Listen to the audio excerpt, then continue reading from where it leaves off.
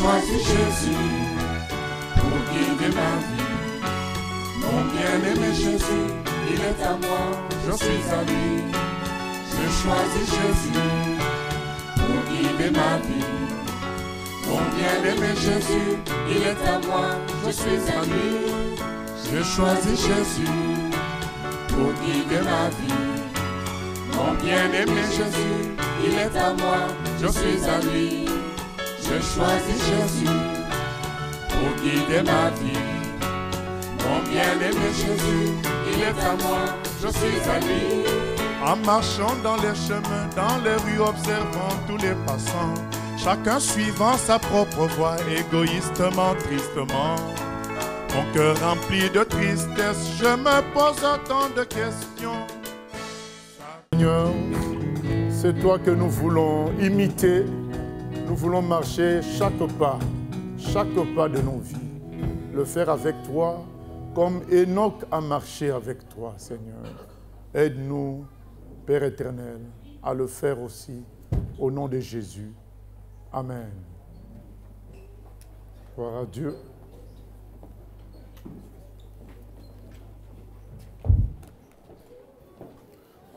Nous abordons le premier jour de notre séminaire sur l'argent. Et aujourd'hui, le premier jour, nous allons parler de l'influence de l'argent dans la vie d'un homme, dans la vie d'un chrétien.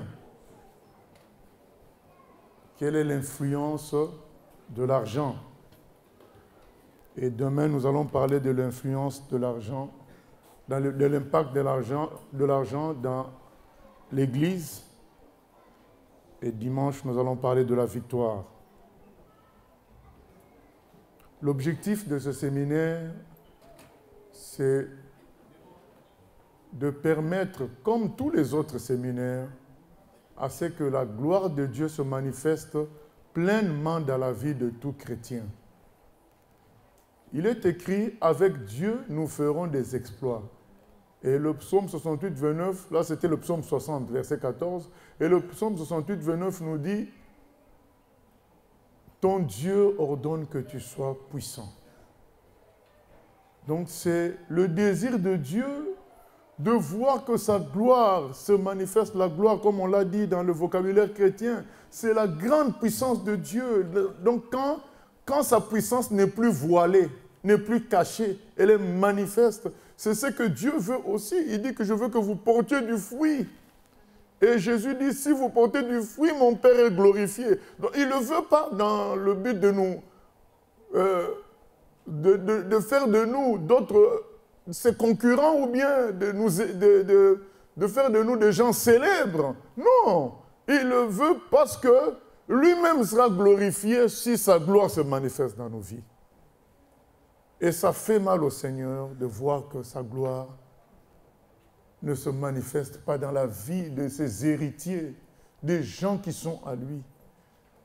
Et comme d'habitude, il y a toujours des choses dans notre comportement qui empêchent la gloire de Dieu de se manifester totalement. Et l'argent fait partie de ces choses-là.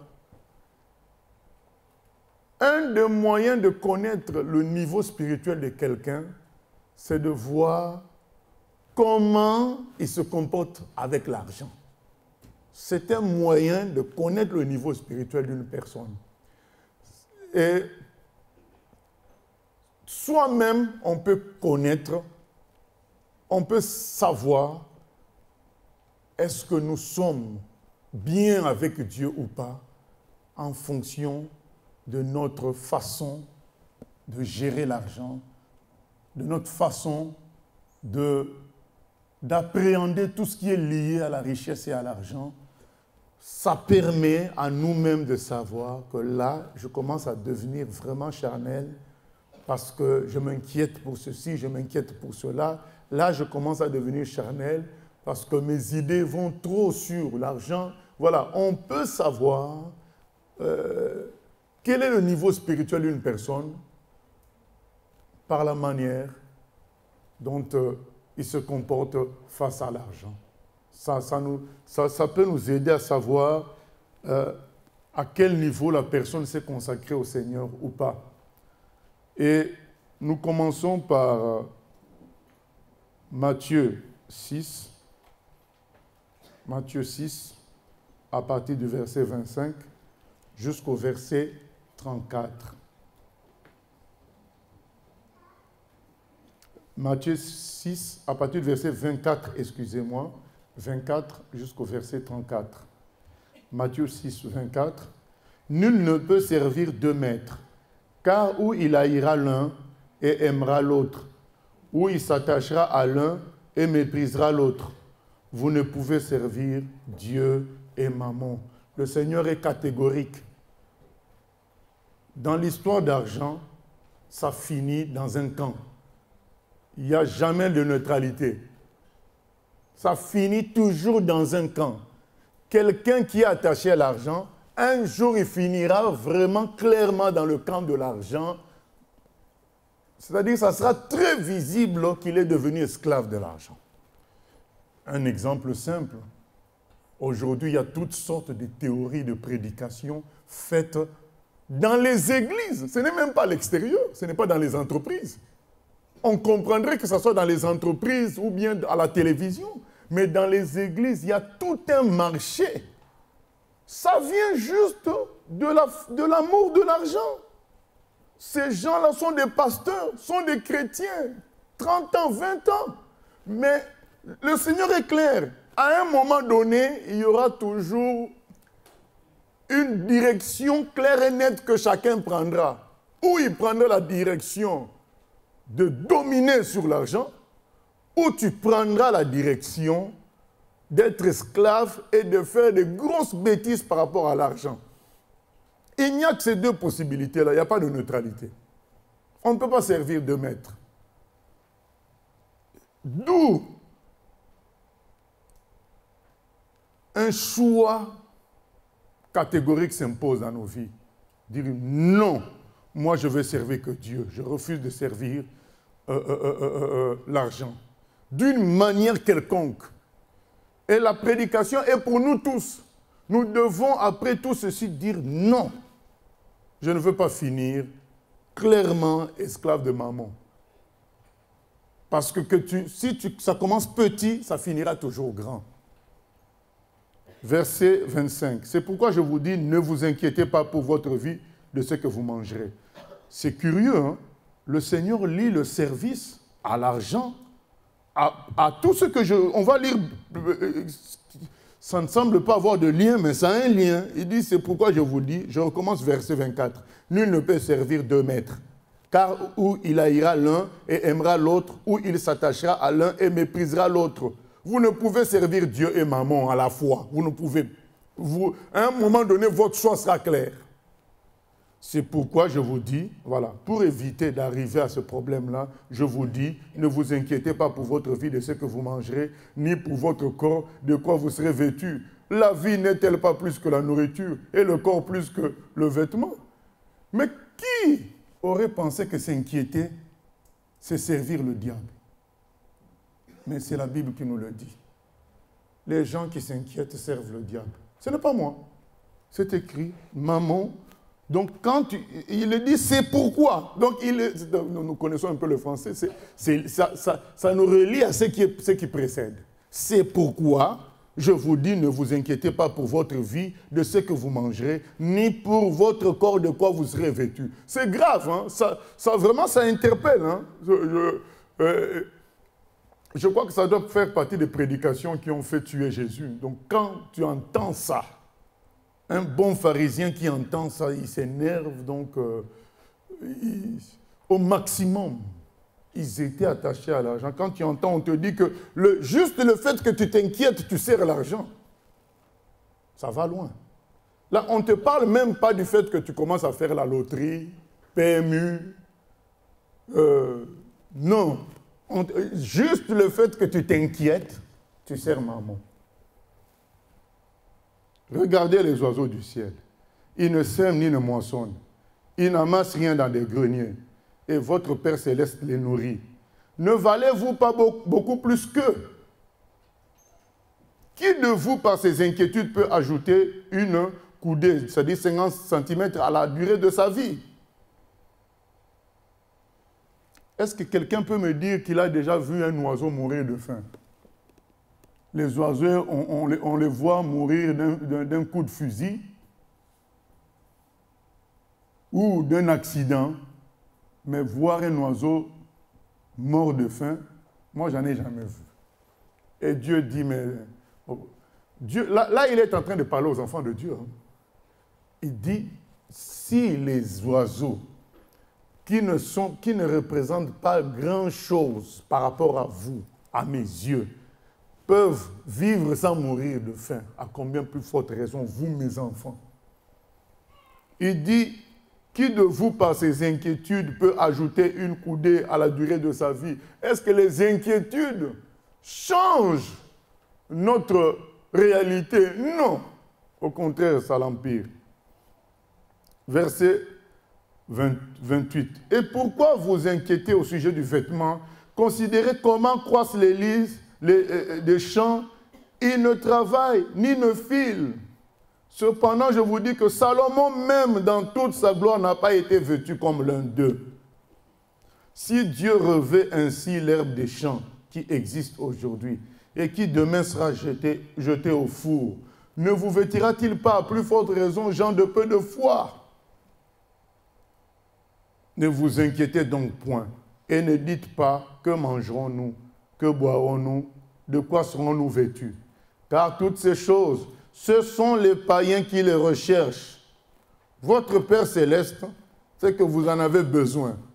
Cherchez premièrement le royaume et la justice de Dieu, et toutes ces choses vous seront données par-dessus. Ne vous inquiétez donc pas du lendemain, car le lendemain aura soin de lui-même. À chaque jour suffit sa peine. Amen. On pourrait même s'arrêter juste par cette lecture.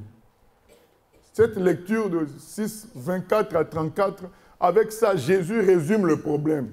Il dit, apprends à servir Dieu et tout le reste, ça, Dieu va s'en occuper. Il n'a pas dit que tu ne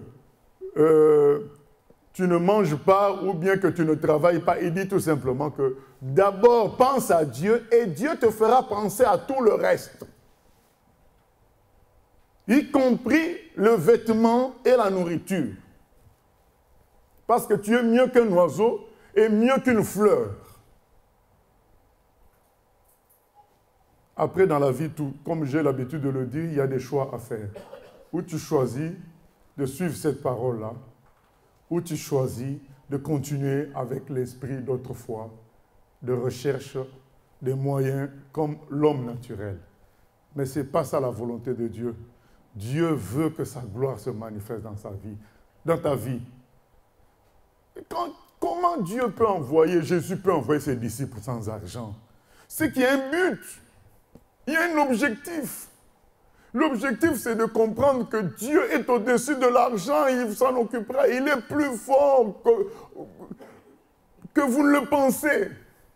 Comment il peut donner l'instruction de ne pas prendre l'argent, même leur propre argent? Je ne parle pas du fait de demander, mais même leur propre argent, il leur demande de ne pas prendre. C'est qu'il y a un enseignement. On chante « Mon Père est plus fort que la mort ». Mais s'il est plus fort que la mort, il est plus fort que l'argent. Continuons. Luc 16. Un passage encore triste. Luc 16.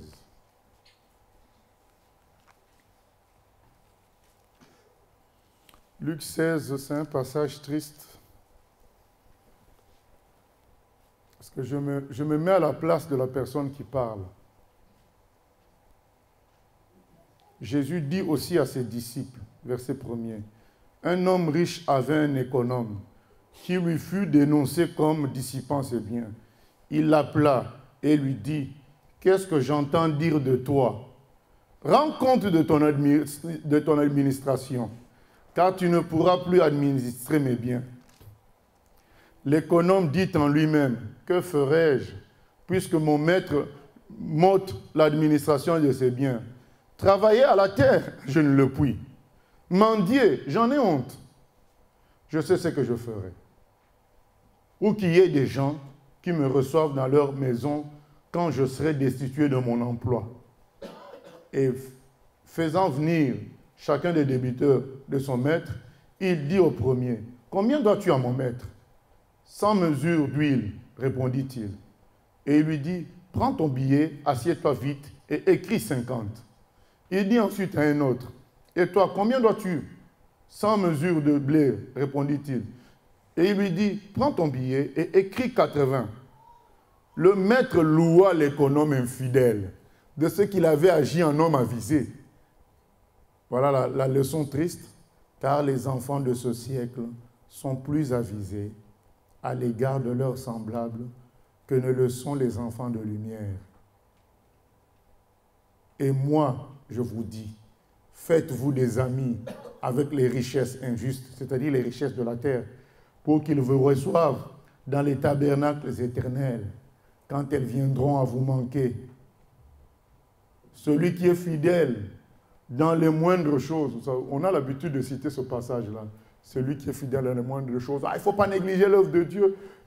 Et vous savez, nous, l'habitude qu'on a de dire moindres choses, pour nous, c'est quoi? C'est que quand, par exemple, tu es responsable d'amener les enfants de l'école du dimanche, tu es aide. C'est ça qu'on appelle de les amener parfois aux toilettes, de les surveiller. C'est ce que nous, on appelle moindre chose. Mais ce n'est pas ce que le Seigneur appelle moindre chose. Oh, ce que nous, on appelle moindre chose, pour Dieu, c'est grand. Voilà ce que lui, il appelle moindre chose. C'est quoi? C'est l'argent. Il appelle donc, puisque bien aimé, le texte est lié. Ce n'est pas un texte d'ailleurs. Donc, il y a une histoire qui est racontée. Il y a une suite. La suite, c'est quoi? Celui qui est fidèle dans les moindres choses, l'est aussi dans les grandes. Dieu considère l'argent comme zéro, comme petit. Il dit, mais si, avec des richesses injustes, des choses qui ne valent rien, vous n'êtes pas intelligent, mais est-ce que vous seriez capable de gérer des vraies richesses spirituelles? Voilà la question du Seigneur. Il dit, celui qui est fidèle dans les moindres choses, l'est aussi dans les grandes. Et celui qui est injuste dans les moindres choses, l'est aussi dans les grandes. Si vous, donc d'ailleurs j'ai oublié la suite, si donc vous n'avez pas été fidèle dans les richesses injustes, qui vous confiera les véritables? Et si vous n'avez pas été fidèle dans ce qui est à autrui, qui vous donnera ce qui est à vous? Nul serviteur ne peut servir deux maîtres. Ah bon? Le verset, il est aussi là. Car il haïra l'un et aimera l'autre. Sincèrement, je ne savais pas que c'était là aussi. Car il s'attachera à l'un et méprisera l'autre. Vous ne pouvez servir Dieu et Mammon. La même leçon revient. Il faut choisir. Alors, ce passage est triste parce que Dieu nous montre par là que nous sommes semblables à des gens à qui on a confié de l'or. Ils vont échanger ça avec du lait. Donc tu prends 1 kilo d'or parce que tu as faim, tu vas échanger ça avec 1 kilo de pain et 1 litre de lait. Vous imaginez la personne maintenant qui t'a donné le kilo d'or. Il te voit par la télévision, donc il ne peut pas intervenir. Lui, il voit les images.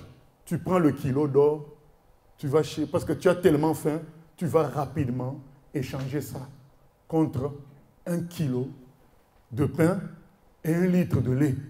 La personne qui voit par la télé va crier, mais elle ne peut pas arriver à toi. Mais imaginez son état. Et Dieu est dans cet état-là, il se dit, mais tiens, ces gens-là ne comprennent pas ma puissance.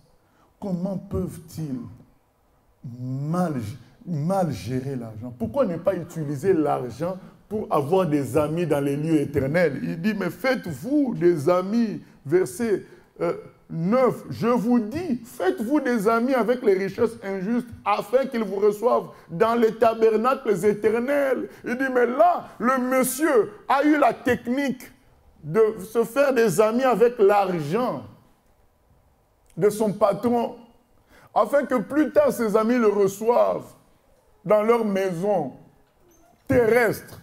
Il dit, mais pourquoi vous ne faites pas mieux? L'argent injuste, vous l'utilisez pour avoir des amis dans les tabernacles éternels, dans le système de Dieu. Ah, c'est malheureux. Beaucoup n'ont pas encore quitté la logique du monde dans la gestion de l'argent. Comme nous l'avions dit au début, la gestion de l'argent est un thermomètre qui permet de savoir à quel niveau spirituel tu es. Ça permet aussi. Et le Seigneur a dit, passage difficile à lire, verset 8, « Car les enfants de ce siècle sont plus avisés à l'égard de leurs semblables que ne le sont les enfants de lumière. » À l'égard de leurs semblables aussi. C'est-à-dire que notre façon de gérer nos gens en nous, nos gens c'est qui? C'est Dieu. Avec ses anges. Avec son système. Notre façon de gérer tout ça est médiocre comparé à la façon dont les gens du monde gèrent leurs relations terrestres. Aujourd'hui, quelqu'un sait qu'il reçoit le PDG de Sony. Qu'est-ce qu'il va faire? Alors qu'il a un enfant qui va avoir le bac bientôt. Mais il va tout faire pour que le PDG de Sony mange à sa faim, qu'il le promène, voir les beaux paysages de Rouen, les belles parties de la ville. Parce qu'il se dit, après, je pourrais demander à ce que mon enfant aille faire le stage là-bas. Il dit, mais comment les gens de ce siècle, ils savent s'y prendre avec leurs semblables. Vous ne savez pas vous y prendre avec Dieu. Mais comment s'y prendre avec Dieu? C'est simple. C'est tout lui donner et ça se multiplie. C'est tout. Vous connaissez bien aimé, vous avez déjà eu des publicités de CTLM, Sofenco, et d'autres ont déjà eu des appels pour mettre leur argent quelque part pour que ça leur rapporte. Et vous savez qu'en général, le taux d'intérêt ne dépasse pas, pour que tu donnes 1000 euros quelque part, le livret A, aujourd'hui c'est combien de pourcents? Ça ne dépasse même pas 4%, je crois. Alors, ça ne dépasse même pas 1%. Le livret A ne dépasse même pas 1%. Donc, voilà comment l'argent utilisé sur terre se fructifie. 1%. Mais Dieu lui dit, il nous donnera fois combien? Fois 100. Au centuple. Maintenant, quand cette personne-là voit que les 10 qui devaient être multipliés par 100 sont utilisés dans un système qui multiplie ça, qui fait de 1%, il dit, mais ils sont fous. Il est en train de parler aux chrétiens, il ne parle pas aux gens du monde. Il dit, mais ils sont fous. Dans mon système, c'est fois 100. Et dans le système du monde, c'est 1%.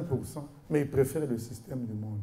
Le système du monde, c'est quoi? On va en appeler, parce que là, je suis tellement en colère. C'est pourquoi je ne suis même pas ce que j'ai écrit. Le système du monde, c'est 1%. Le système de Dieu, c'est fois 100. Quand on voit des gens dormir avec leur caissette d'argent, donc ils mettent ça sous l'oreiller, mais Dieu dit, vous savez, si nous on était Dieu, ça allait être grave.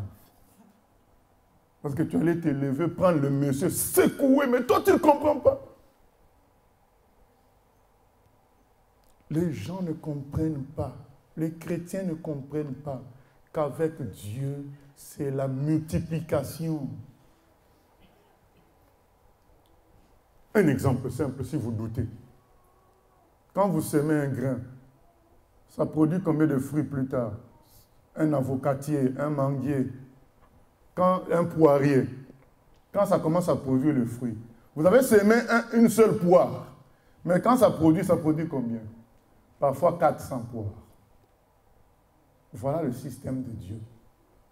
Mais maintenant, vous me direz, comme les gens qui ont dit à Jérémie, vertement, vous savez, les gens, moi, nous sommes dans la suite de Jérémie et autres. Les gens ont dit vertement à Jérémie, avec Dieu, on n'arrive pas à voir, mais avec les faux dieux, on arrive. Vertement, ils lui ont dit ça.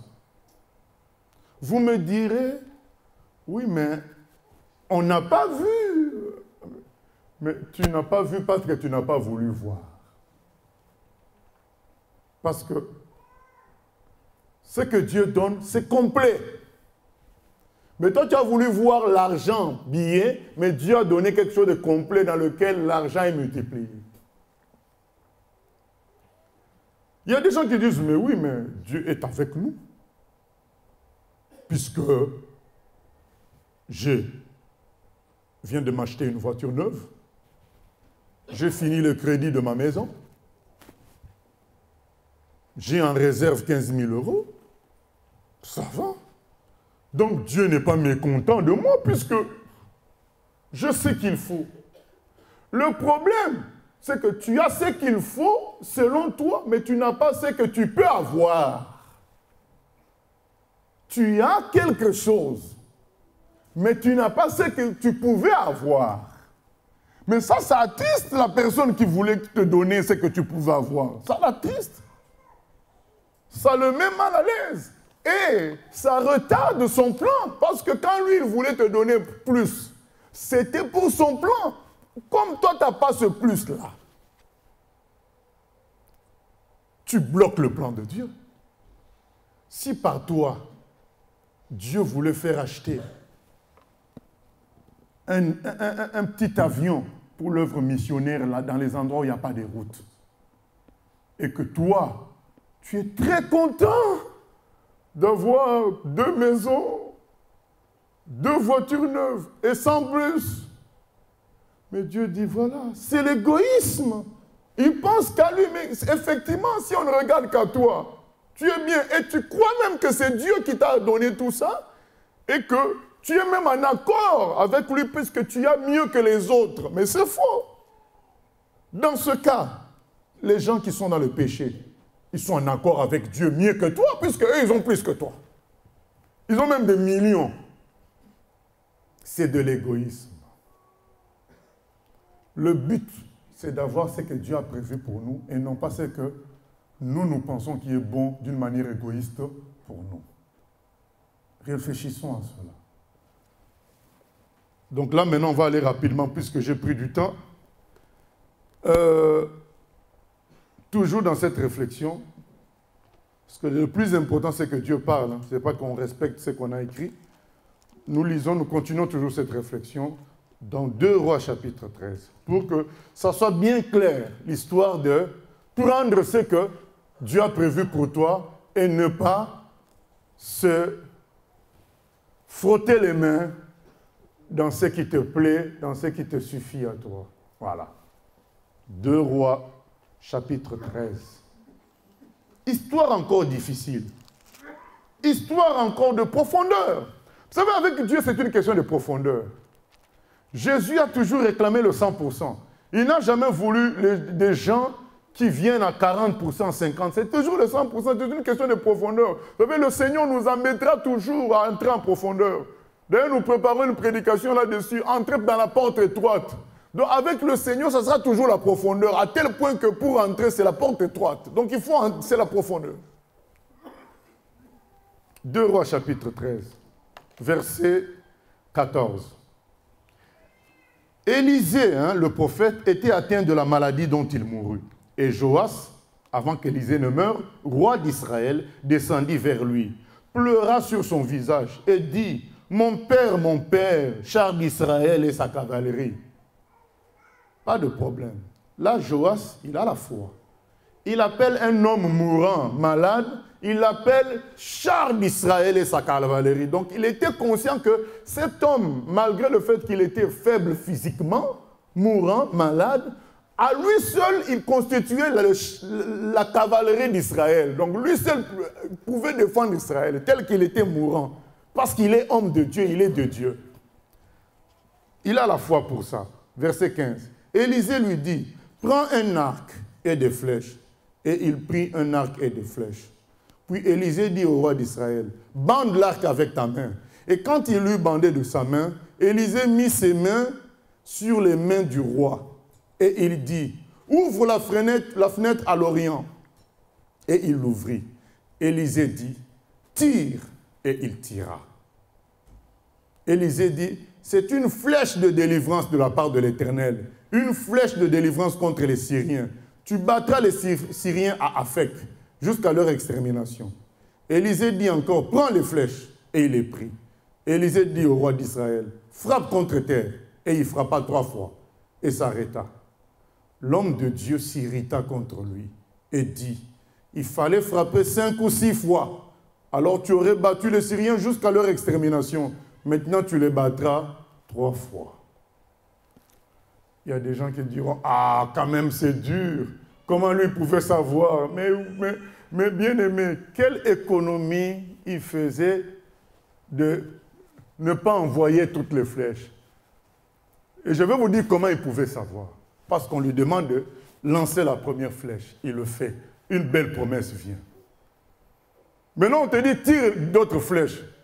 Toi, tu vas tirer 3 seuls. Alors qu'après avoir tiré une flèche, une belle promesse est venue. Donc, qu'est-ce que tu fais? Tu balances tout. Bien-aimé. Tu as essayé, tu as 60 €, 10 pièces de 10 €. On te dit, cette machine-là multiplie l'argent. Tu dis, oh, mais je vais essayer avec 10. Tu essaies avec 10, ça te rend 15 000 €. Oh ben, je vais essayer avec les autres, et tu essaies qu'avec 2, tu gardes les 20 €. Ben, voilà. Vous-même, vous êtes là, vous êtes conscient que c'est illogique. Tu as essayé avec 10, ça t'a donné 15 000. Et maintenant, on te dit, mais ça peut continuer. Et tu prends encore 2 pièces. Tu mets et tu gardes les 20 €. Voilà ce que sont la plupart des enfants de Dieu. C'est des gens qui ont bien vu la gloire de Dieu. Quand ils se sont sacrifiés, quand ils ont donné à Dieu, quand ils ont géré l'argent selon Dieu, il y a des moments où ils ont vu que, ah, mais je ne m'y attendais pas, à peine je viens de donner telle chose à un tel, à peine je viens d'obéir à Dieu pour telle somme, mais voilà tout ce qui m'arrive de bien. Mais après, dans la suite, tout ce qui leur arrivait de bien, ils vont garder ça au lieu de faire continuer la même machine. Tu vas essayer avec 10. Retour de 15 000. Après, tu avais encore 5 pièces, tu essayes qu'avec 2 pièces. Il est écrit, l'homme de Dieu s'irrita. Vraiment, ces gens-là, c'était des hommes de Dieu. Hein? Parce que connaissant le secret, il pouvait lui dire, lance toutes les flèches, parce que je sais ce que Dieu veut faire. Il ne te dit rien. Parce qu'il connaît le système de Dieu, c'est personnel. C'est ta foi personnelle qui doit agir. Il ne dit rien, il dit lance les flèches. Mais lui-même sait l'impact. Et le monsieur balance que 3 flèches. Il dit, mais oh là là, Joas, tu aurais pu lancer toutes les flèches. Tu perdais quoi? Bien-aimé. Pierre un jour a dit à Jésus, nous avons tout laissé pour te suivre. Jésus lui a dit, mais celui qui laisse tout pour me suivre, oh, mais il aura au centuple tout ce qu'il m'a laissé, tout, il aura sa fois 100. Ne vous inquiétez pas. Mais nous aurons tout ça, mais pas forcément de la manière que nous nous attendons. Mais nous aurons sa fois 100. C'est ça la réalité.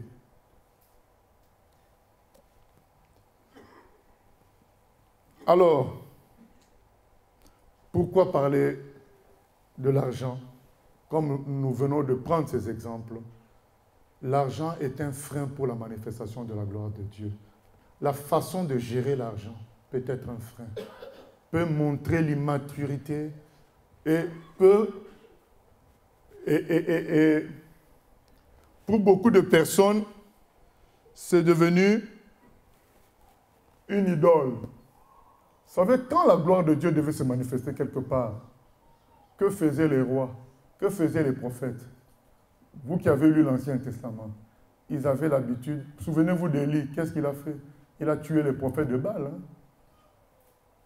Il a créé le conflit au mont Carmel. Il a éliminé tout ce qui était de la fausse adoration. Quand Josué a perdu la bataille face à la petite ville d'Aï, qu'est-ce qu'il a fait pour arranger le problème? Il a détruit tout ce qui empêchait la gloire de Dieu de se manifester. C'était le péché d'Akan. Le roi Josias, tous ces rois, les vrais rois du Seigneur, pour vivre la gloire de Dieu, ils faisaient quoi? Ils détruisaient les idoles. Vous ne voyez pas un lien avec Marc 16, 17? Voici les miracles qui accompagneront ceux qui auront cru. À mon nom, ils commencent par « ils chasseront les démons ». Pourquoi le Seigneur commence par « ils chasseront les démons » ? Parce que quand la gloire de Dieu vient, il faut que l'espace soit balayé. Donc il envoie des gens pour d'abord balayer. C'est ainsi que Jean-Baptiste est venu avant Jésus pour balayer d'abord. Et il est écrit dans la fin des temps, l'esprit d'Élie viendra pour balayer d'abord afin que la gloire de Dieu se manifeste. Et c'est pourquoi il dit, à mon nom, ils chasseront les démons. Donc quand Dieu veut se manifester dans un village, dans un endroit, autrefois, on détruisait les idoles. Aujourd'hui, on chasse les démons de l'endroit et la gloire de Dieu vient. Mais ce n'est pas une technique, c'est la procédure de Dieu. À mon nom, ils chasseront les démons. C'est pourquoi là où les chrétiens véritables passent, il y a forcément des problèmes contre les esprits démoniaques parce que c'est eux qui travaillent à empêcher que Dieu se manifeste en possédant les gens et en menant les gens à pécher contre Dieu. Ils freinent la gloire de Dieu et Dieu va envoyer une première équipe pour détruire leurs œuvres. Ensuite, lui, il vient pour produire, pour construire. C'est pourquoi il a dit, souvenez-vous, il a dit encore à Jérémie. Qu'est-ce qu'il a dit à Jérémie? Je t'ai établi prophète afin que tu détruises, déracines et puis construises. Donc, dans l'action de Dieu, il y a une première partie où on détruit, on déracine et puis on construit. Et là, nous en parlons pourquoi? Parce que nous savons que l'argent constitue un des freins à ce que la manifestation de la gloire de Dieu soit totale, soit pleine. Parce que l'argent tient beaucoup de gens. Et Dieu, comme il a dit, on ne peut pas avoir 2 maîtres. Donc il va commencer par éliminer d'abord ce maître-là afin que sa gloire vienne clairement chez toi. Beaucoup sont esclaves sans le savoir. Beaucoup sont adorateurs sans le savoir. Parce qu'ils croient qu'être adorateur, c'est être comme les politiciens, être comme les dictateurs, être comme les banquiers. Ah non, on a vu dans Matthieu 6, l'inquiétude même est une adoration. C'est servir. Le fait que tu gères comme tu veux, c'est déjà être esclave. Tu ne gères pas ça de la manière biblique. L'argent, à l'origine, c'est pourquoi? C'est pour les échanges. Autrefois, les gens s'échangeaient les biens. Tu as du lait, moi j'ai de la farine, on s'échange une certaine quantité. Tu as du bois, moi j'ai de l'eau, on fait un échange. Mais à un moment donné, tout le monde n'a pas besoin de tout. Quand tu vas vouloir échanger de l'eau avec moi, moi j'ai déjà de l'eau. Tu veux changer de l'or avec moi, moi j'ai déjà de l'or. Donc ils ont créé un système au milieu pour pouvoir échanger tout. Et c'est ça l'argent. Mais l'argent, à travers ce système, fait en sorte que maintenant, tu peux tout avoir par lui. C'est-à-dire, tout le monde peut prendre ton argent, sachant qu'il peut s'acheter tout avec ça. Et de là, l'argent a pris une grande puissance. Parce qu'on peut obtenir tout avec lui. Vous savez pourquoi comment les gens adoraient les faux dieux autrefois? Aujourd'hui, c'est un peu différent. Même si c'est pratiquement pareil, mais autrefois, c'était très clair. Chaque dieu, souvenez-vous, chaque dieu avait un rôle dans la vie de tous les jours d'un humain. Astarté, c'était le dieu de la fécondité. Mars, c'était le dieu de la guerre. Baal, c'était le dieu de la pluie. C'est pourquoi la lutte au mont Carmel, c'était par rapport à la pluie. Les dieux égyptiens, chacun de ces dieux avait un rôle. Amon-Ra, le dieu de lumière, le soleil, et c'est pourquoi le dernier miracle, c'était les ténèbres. Dieu a mis les ténèbres en Égypte. Chaque dieu avait un rôle. En quelque sorte, ça revient à dire quoi? L'homme adorait en fonction de lui-même, finalement. Donc, je viens t'adorer Dieu Astarté de fécondité parce que je veux avoir des enfants. Je viens t'adorer Baal, Dieu de la pluie, parce que je veux la pluie pour mes récoltes. Donc, en quelque sorte, l'homme adorait Dieu, le Dieu Mars, pour gagner la guerre. Mais maintenant, l'argent a avalé tous ces dieux-là. Parce qu'avec l'argent, tu peux avoir des enfants, tu peux faire des examens les plus poussés si tu as des problèmes, tu peux faire des opérations les plus poussées pour en avoir, tu peux en adopter. Donc avec l'argent, tu peux même avoir des enfants. Avec l'argent, tu peux avoir de l'eau, tu peux commander de l'eau avec des camions-citernes, même avec des avions. Avec l'argent, tout ce qui faisait que les gens adoraient un tel Dieu, un tel Dieu, un tel Dieu, toutes ces choses-là, avec les moyens d'aujourd'hui, on obtient ça avec l'argent. Donc l'argent, en quelque sorte, est devenu un Dieu, puisqu'il remplace les autres dieux. C'est ce Dieu-là dont on a lu le nom dans Matthieu 6, Mammon. Donc le Dieu de l'argent personnifié, c'est devenu un Dieu, puisqu'il a la puissance de donner ce que les autres faux dieux donnaient autrefois. Donc, d'un côté, il est établi pour permettre les échanges, mais quand ça dépasse le côté échange, ça va dans le côté tout obtenir, nous revenons à avoir affaire à un Dieu. C'est pourquoi le Seigneur dit on ne peut pas servir maman et Dieu. C'est ça la réalité. Et nous voulons expliquer les choses afin que nous sortions de cet esclavage-là. Parce que, premièrement, qu'on utilise l'argent dans une logique d'échange, dans une logique de satisfaire des besoins, il n'y a pas de problème. Parce que comme nous l'avions dit, c'est un moyen d'échange. Tu as une richesse, tu échanges ça contre une autre richesse.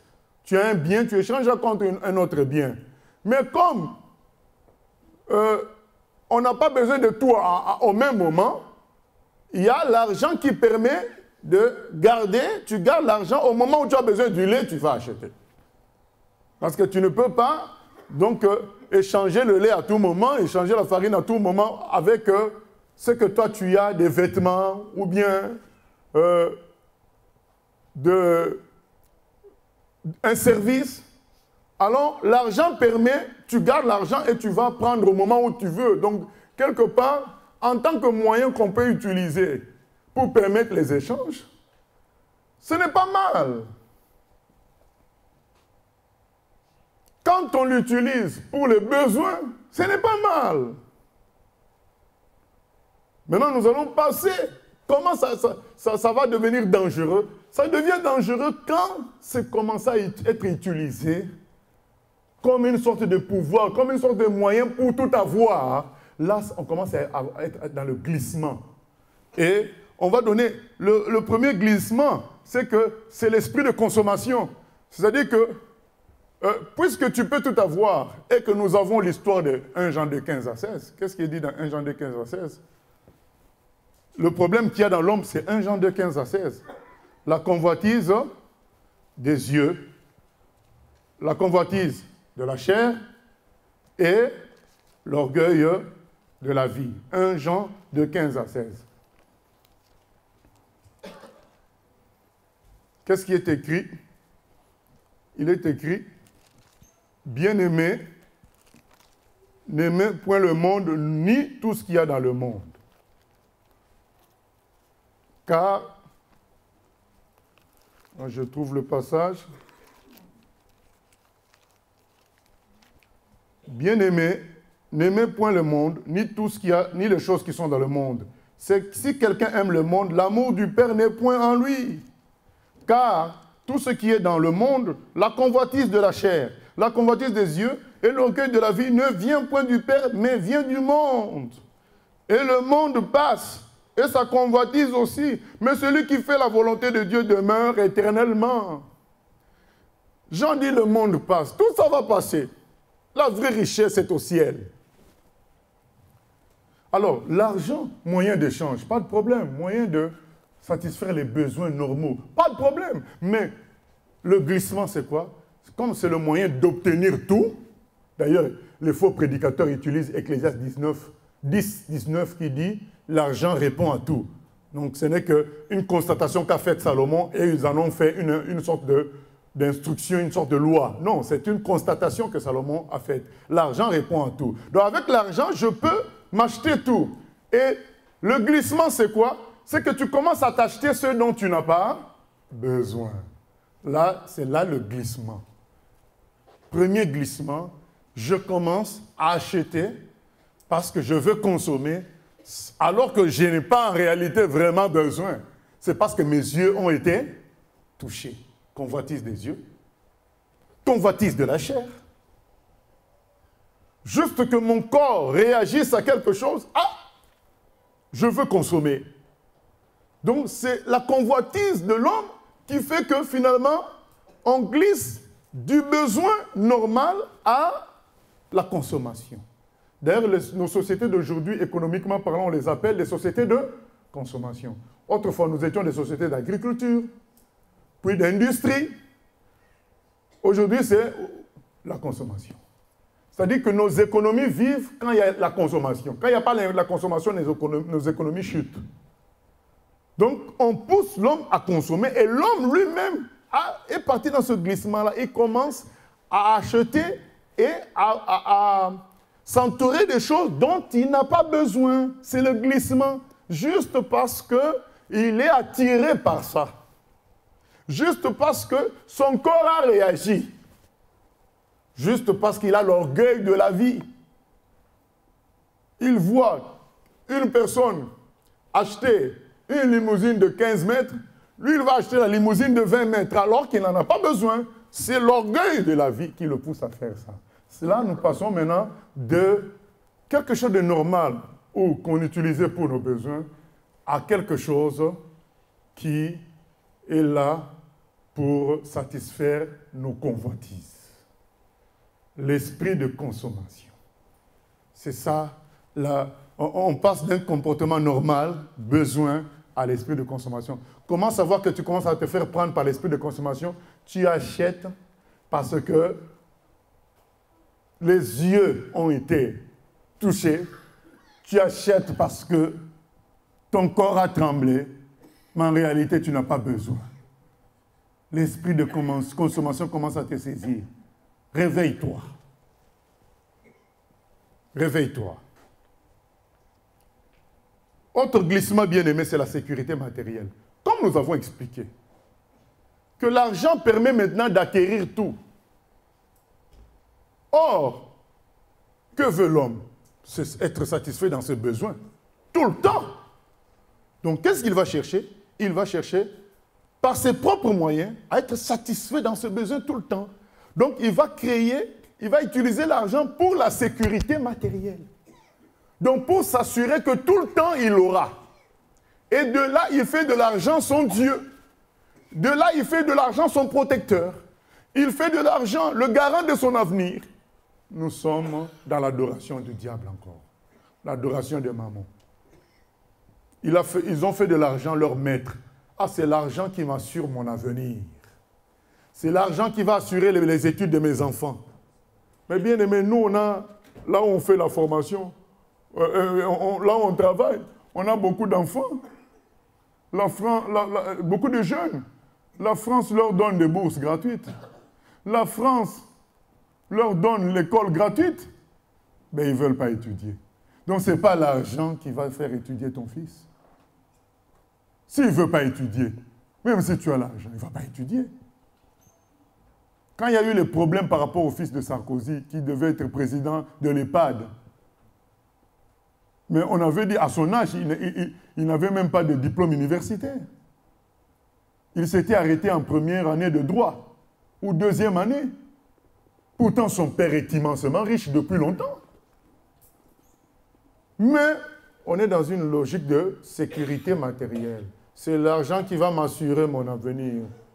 Et nous connaissons le fameux verset de Luc 12, où le monsieur dit « Je me suis amassé des biens. Je me suis... » On va lire ça, Luc 12. Luc 12, verset 13. Quelqu'un dit à Jésus du milieu de la foule, « Maître, dis à mon frère de partager avec moi notre héritage. » Jésus lui répondit, « Ô homme, qui m'a établi pour être votre juge ou pour faire vos partages ?» Puis il leur dit, « Gardez-vous avec soin de toute avarice, car la vie d'un homme ne dépend pas de ses biens. Serait-il dans l'abondance ?» Et il leur dit cette parabole. Les terres d'un homme riche avaient beaucoup rapporté. Et il raisonnait en lui-même, disant, « Que ferai-je, car je n'ai pas de place pour rentrer ma récolte. Voici, dit-il, ce que je ferai. J'abattrai mes greniers, j'en bâtirai de plus grands, j'y amasserai toute ma récolte et tous mes biens. Et je dirai à mon âme, tu as beaucoup de biens en réserve pour plusieurs années. Repose-toi, mange, bois et réjouis-toi. » Mais Dieu lui dit, « Insensé, cette nuit même ton âme te sera redemandée. Et ce que tu as préparé, pour qui sera-ce? Il en est ainsi de celui qui amasse des trésors pour lui-même et qui n'est pas riche pour Dieu. » Voilà la réalité. Le monsieur de Apple, il s'appelle encore comment? Steve Jobs. Il est mort à quel âge? Il n'a même pas atteint 60 ans. Le directeur de Nintendo vient de mourir récemment. Vous connaissez Nintendo, là, la grande entreprise qui produit les jeux? Des milliardaires. Il vient de mourir, là. Il n'a même pas atteint 55 ans, je crois. Cancer ou quelque chose comme ça. Le directeur le fondateur de Subway, ou bien Subway en français, le gros sandwich, là. Il vient de mourir, là, à 60 quelques. Donc, vous savez que si vous ne le saviez pas, c'est moi aussi, je l'ai su en lisant l'article, c'est que Subway est plus répandu que McDonald's dans le monde entier. Il a plus de boutiques que McDonald's. Donc, c'est le premier au monde. Mais il n'a même pas atteint 70 ans. C'est ça que le Seigneur est en train de dire là. L'avenir de quelqu'un ne dépend pas de ses biens. Alors qu'il y a des villageois qui mangent du lait, du fromage, du pain, hein, dans les fins fonds de la France, qui vivent 85 ans, 95 ans. À Marseille, il y en a même qui vivent dans les 100 ans. Mais ils n'ont pas tous ces biens-là. Mais c'est le diable qui te fait croire que c'est ton argent qui assure ton avenir. Il te trompe. On voit les inondations qui cassent les maisons. Il y a des gens qui meurent dans les tremblements de terre. En Californie, il y a des gens qui fuient. Tout se brûle. Mais quand ils ont acheté leur maison, ils s'étaient dit, notre avenir est assuré. Non. Dieu dit, le vrai trésor, c'est amassé pour lui. Et c'est bien gardé au ciel. Et dès la terre, tu es bien. Ça, c'est la logique de sécurité matérielle. On se trompe. Un autre glissement, c'est le pouvoir, l'honneur et la gloire. L'argent donne le pouvoir, l'honneur, parce qu'avec l'argent, tu peux acheter les gens. Avec l'argent, tu peux aider et tout le monde se prosterne devant toi. Avec l'argent, tu peux avoir des postes, parce que tout le monde a peur de toi. Ça te donne le pouvoir, l'honneur et la gloire. Un autre glissement. Et puis, il y a le glissement le plus grave, c'est que ça devient un plaisir direct. C'est-à-dire, quand tu touches un billet, ça te fait du plaisir comme si tu as bu du coca. Donc là, c'est-à-dire qu'il y a des gens il voit ça, il est bien, il n'a même plus faim. Parce que normalement, l'argent aurait dû servir à ce qu'il achète un gros hamburger et qu'il mange. Maintenant, quand tu atteins ce stade-là où l'argent t'enlève la faim parce que tu es satisfait, là, c'est le niveau maximum. Donc, tu as du plaisir direct de voir l'argent. Ou bien, sur Internet, tu regardes le compte, ça va. Tu oublies même de manger parce que ça va.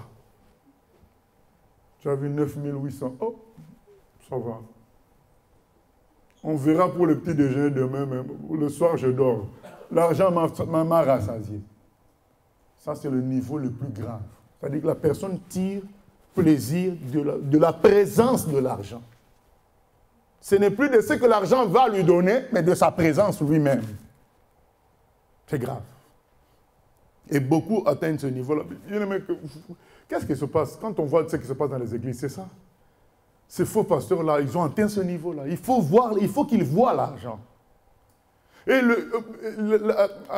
au dernier reportage à la télé, le faux pasteur, il n'a même pas honte. Donc, il est filmé, ce n'est pas caméra cachée.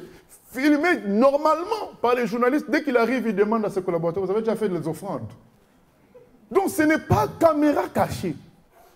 C'est caméra, le contraire de caché. Donc, caméra visible.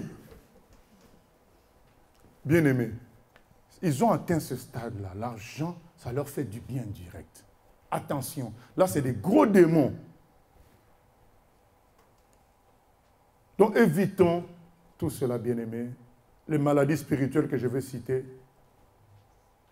l'avarice, les maladies qui sont liées à l'argent. Là, j'ai cité l'influence de l'argent. Avant, là, l'influence de l'argent. D'abord, c'est quelque chose pour l'échange des biens. Mais après, il y a des glissements. Après, ces glissements-là produisent des maladies spirituelles. Et une des maladies spirituelles, la première, c'est l'avarice. L'esprit de pauvreté, où tu as peur de dépenser. Tu es dans la thésaurisation, c'est-à-dire que tu amasses de l'argent sans dépenser ni fructifier. Tu as fait qu'amasser. L'argent qui dort, il ne sert à rien, il ne sert qu'à te faire du bien.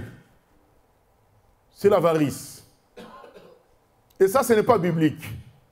Dieu veut que l'argent travaille, que ça produise, ça aide, ça fasse des amis dans les tabernacles éternels.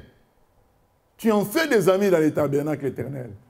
Tu amasses sans projet, thésaurisation. Et là, tu tombes dans l'avarice finalement. Tu as peur de sortir. Tu as peur que ça diminue. Deuxième maladie spirituelle, surconsommation. On l'a dit un peu dans le glissement, mais ça peut devenir une maladie où la personne, il faut qu'elle consomme. Il faut qu'elle consomme. Et ça finit par l'endettement. Et l'endettement va produire le surendettement. Et la vie se détruit. C'est comme ça que beaucoup sont devenus des SDF. Surendettement, ça ne va plus dans la famille. La femme le quitte et il devient SDF. Tout ça a commencé par l'esprit de consommation, surconsommation, endettement, surendettement. Et la Bible nous dit, apprenons à se contenter de ce que nous avons. Apprenons le contentement. Nous n'avons pas besoin de tout avoir. Ce que Dieu a prévu pour nous nous suffit. Maladie spirituelle, le rêve. Le rêve, qu'est-ce que j'ai appelé rêve? L'argent rapide. C'est-à-dire les gens qui s'imaginent avoir l'argent rapidement. Or, Dieu, j'ai oublié de le dire, nous a donné pour nos besoins. Je devais le dire par rapport au début quand je parle de l'argent. Dieu nous a donné le moyen d'avoir de l'argent. C'est quoi? C'est le travail. C'est par le travail que nous pouvons avoir l'argent pour subvenir à nos besoins. Et les gens qui veulent sortir du travail pour subvenir à leurs besoins, je parle du travail, ça peut être le travail de Dieu, ça peut être un travail séculier. Mais dans tous les cas, c'est le travail. Tu sers quelqu'un et la personne te paye. La personne te rémunère. Voilà.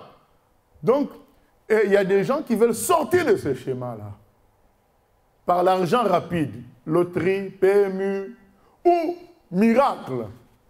Ils ne veulent pas travailler, ils veulent un miracle. Non. Dieu nous a donné le travail. Et il y en a qui sont dans les rêves. L'argent rapide. Les affaires floues. Quand on est au Congo, on entend souvent les gens attendre des colis. Oh, j'ai fait des affaires, j'attends la réponse. Mais pour avoir la réponse, il faut que je paye encore. Oh. Mais comment toi tu as fait des affaires? Pour avoir l'argent, il faut encore que tu payes. On n'a jamais compris c'est quoi ces affaires-là. Quand tu vends ton pantalon, on te donne l'argent. C'est comme si tu vends ton pantalon et tu viens me dire, mais pour que je récupère l'argent du pantalon, il faut que je paye encore. Oh, mais ça veut dire quoi? Tu as vendu ton pantalon, tu récupères l'argent. Et ces choses-là, on entend ça en Afrique. Quelqu'un te dit, bon, je fais des affaires, j'attends qu'on m'envoie mes millions, mais il faut que je paye d'abord une somme. Ce qui fait qu'il va s'endetter pour payer cette somme, et il n'a pas toujours, et il continue à s'endetter. C'est ce que j'appelle les affaires floues. Ce n'est pas des affaires claires où il y a un échange clair. Je te donne, tu me donnes. Et l'échange est clair. C'est des affaires floues. D'ailleurs, si c'était des affaires claires, ces personnes-là nous auraient raconté tout. Ils nous disent seulement, j'attends un colis, je fais ceci. Ils ne disent pas quoi, mais ils attendent un colis après avoir fait des affaires. Et il y en a plein qui sont dans ces affaires floues, dans les milieux chrétiens. Parce qu'ils veulent de l'argent sans travailler. Ils veulent de l'argent de rêve, de l'argent rapide.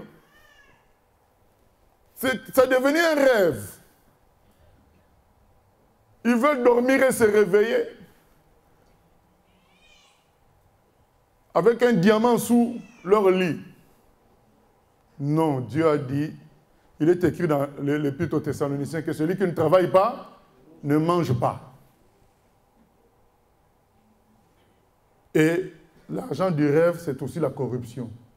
Tu veux corrompre pour obtenir de l'argent encore plus. Non. Maladie spirituelle, encore, comme nous l'avions dit, tu peux en arriver à commencer à tirer du plaisir rien que par la vue de l'argent, et ce n'est pas bon. Donc, restons vigilants, bien-aimés. Dieu nous promet qu'il va s'occuper de nous. On a lu Matthieu 6. Il va s'occuper de nous. Et nous allons lire quelques passages pour clôturer, pour dire la pensée de Dieu. La pensée de Dieu, c'est qu'on s'occupe de ses commandements, on s'occupe de ses conseils, on écoute ses conseils, on les met en pratique, lui il s'occupe de nous. Qu'est-ce qui est écrit dans Matthieu 4.4? Qu'est-ce qui est écrit dans Matthieu 4.4?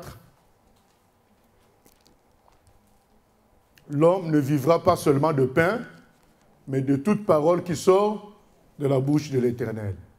Amen. Donc Dieu peut te faire vivre par sa parole. Ça passera aussi par le fait de manger le pain, mais c'est sa parole qui organisera tout ça. Et nous disons Amen. Hébreux 11.3. C'est par la foi que nous reconnaissons que l'univers a été formé par la parole de Dieu, en sorte que ce qu'on voit n'a pas été fait de choses visibles. Voilà. Dieu nous dit que les choses visibles sont créées par les choses invisibles. Donc, accrochons-nous aux choses invisibles qui est lui-même, Dieu. Et il produira les choses visibles. Et nous ne voulons pas. Mais certains ont choisi ça quand même, que Dieu les bénisse. Et ils vivent la gloire de Dieu. Car la gloire de Dieu, ce n'est pas seulement le matériel. La gloire de Dieu est plus que le matériel. Il surplombe le matériel. Hébreux 6, 33. Plutôt Matthieu 6, 33 qu'on a déjà lu. Cherchez d'abord le royaume des cieux et vous aurez le reste par-dessus tout. 1 Pierre 5, 7. 1 Pierre 5, 7. Et déchargez-vous sur lui de tous vos soucis, car lui-même prend soin de vous. Amen. Quelle facilité. Hein? Quelle facilité. Bien aimé, tout à l'heure, parce que il y a l'assurance dans laquelle je suis, l'assurance logement, je peux bénéficier d'un nettoyage payé par eux de l'ancien logement. Et ce qui nous manquait, c'était trouver une entreprise de nettoyage. On a appelé 2 entreprises, ça n'a pas marché. Dans mon cœur, j'ai dit, Seigneur, tu es tout puissant, tu peux trouver. Et l'entreprise suivante, mais ça a marché, bien-aimé. Le Seigneur, il dit, déchargez-vous. Dis-lui ton souci. Il prend soin de vous. Il prend soin de vous. Philippiens 4, 19.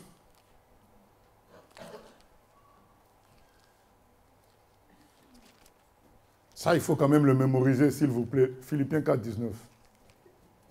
Mon Dieu. Philippiens 4, 19. Mon Dieu pourvoira à tous vos besoins. Et mon Dieu pourvoira à tous vos besoins selon sa richesse. Quand il dit selon sa richesse, ça veut dire que ce n'est pas quand il a 1000, il va pouvoir en fonction de 1000. Non, il veut dire par là que Dieu est tellement riche qu'il va pourvoir à tous vos besoins en fonction de sa richesse, de sa grande richesse. Mon Dieu pourvoira à tous vos besoins selon sa richesse, avec gloire en Jésus-Christ. Amen. Comme c'est beau, il y a un chant, on dit que c'est beau le mariage. Moi, je préfère dire que c'est beau la parole de Dieu, bien-aimé. Parce qu'il y en a qui sont en train de crier dans le mariage. Mais dans la parole de Dieu, tu es en train de marcher sur l'eau. Tu marches sur l'eau avec Jésus. Dans sa parole. Et mon Dieu pourvoira à tous vos besoins selon sa richesse, avec gloire. Avec gloire en Jésus-Christ. Amen. Amen. Quand on est dans les missions, on sert le Seigneur, on parle avec le frère David, on dit, mais là on mange des brochettes de poisson au Gabon. On ne comprend pas comment les gens loupent. Ils sont là avec le salami de Rouen. Les gens pensent que c'est dépenser pour Dieu, c'est la galère. Non. Mon Dieu pourvoira à tous vos besoins. Brochette vraiment de poisson, donc le cube de poisson en brochette. Donc le cube de viande, là, maintenant le poisson. On dit, la mission est belle. Amen. Ceux qui pensent que c'est des dépenses, c'est leur problème. Nous, on ira jusqu'à Oslo, en Scandinavie, là-bas. Dans le froid. Mais nous, on sera dans le chaud avec Jésus. Mon Dieu pourvoira à tous vos besoins selon sa grande richesse, c'est moi qui rajoute, avec gloire en Jésus-Christ. Jésus a dit, allez les poches vides, moi je suis là. Le Seigneur est vivant. Sortons de l'esclavage. Sortons de l'esclavage. N'ayons plus peur du lendemain. Sortons de l'esclavage. Cherchons le travail et Dieu voit nos intentions, il va nous donner ce qu'il faut. N'ayons pas peur de l'esclavage. Vous savez, encore une anecdote. Il ne faut pas que ça vous donne envie d'aller au Gabon. Les bien-aimés avaient prévu qu'on aille manger au restaurant Mississippi. Avant que nous, on parte là-bas. Nous, on ne savait pas. On arrive là-bas. Un autre bien-aimé a changé le programme. Il fallait qu'on aille ailleurs. Donc, ça a annulé l'ancien programme. Et vous savez, on a fini où? On a fini au Mississippi, puisque Dieu avait choisi le Mississippi. On a essayé les autres, ça n'a pas marché. C'est pour nous dire que Dieu s'occupe même de tout. De tout. Mon Dieu pourvoira à tous vos besoins. La différence, c'est qu'on était les poches vides. C'est ça la différence. Entre les autres, qui veulent avoir les poches remplies et aller au Mississippi, moi, je suis entré au Mississippi poche vide. Mais j'ai mangé comme celui qui est vêtu avec les poches pleines. C'est ça la différence. Nous, on préfère cette différence-là. Donc, parce que cette différence-là nous permet de voir la gloire de Dieu. Donc, avec les poches vides, je fais la même chose que quelqu'un qui a les poches pleines. Au nom de Jésus. Ça, c'est mieux. Humilions-nous, acceptons le cheminement de la parole de Dieu. Ce n'est pas la pauvreté d'avoir les poches vides. C'est à saisir la gloire de Dieu. C'est-à-dire que tes comptes sont éternels. Ta banque est au ciel. Tu es plus puissant puisque là, aucun voleur ne peut y aller. Dieu dit, prends les richesses injustes, fais-en des amis dans les tabernacles éternels. Ça veut dire que utilise l'argent selon la volonté de Dieu. Utilise l'argent selon la sagesse que la parole t'inspire. Dieu multiplie, utilise cette sagesse-là. Comme il a dit, les gens de ténèbres sont plus sages. Ils ont compris comment le système fonctionnait. La pub. Bien aimé, quand on vous raconte les dépenses, vous savez, ça s'appelle comment? Les peluches, les nounours. Combien ça rapporte? Mais ces gens-là ont compris que l'enfant, il suffit qu'il pleure, on va lui acheter. Donc ils ont mis tous leurs efforts dedans. Ils ont compris comment ça marche. Mais Jésus dit, mais comprenez aussi comment ça marche dans le système de Dieu, vous allez voir.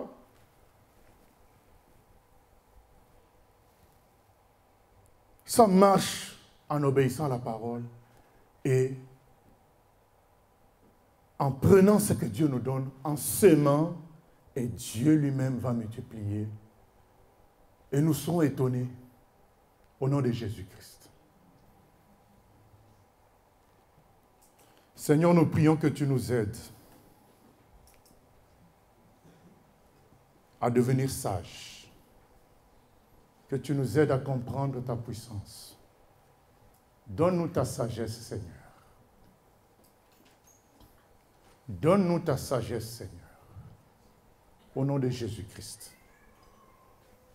Que nous sachions devenir plus sages que les enfants des ténèbres, afin de ne pas tomber dans le piège de Joas, qui a tiré 3 flèches.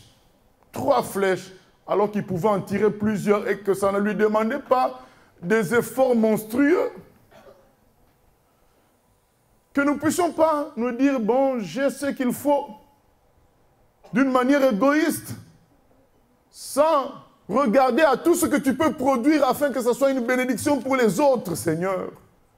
Sans regarder à ce que tu peux faire de nous afin que ça participe à la croissance du royaume de Dieu ici sur terre, Seigneur. Aide-nous à vouloir vivre la gloire. Que nous ne puissions pas vivre dans la médiocrité.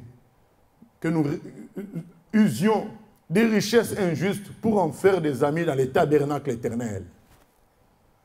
Afin que ta gloire se manifeste pleinement dans nos vies.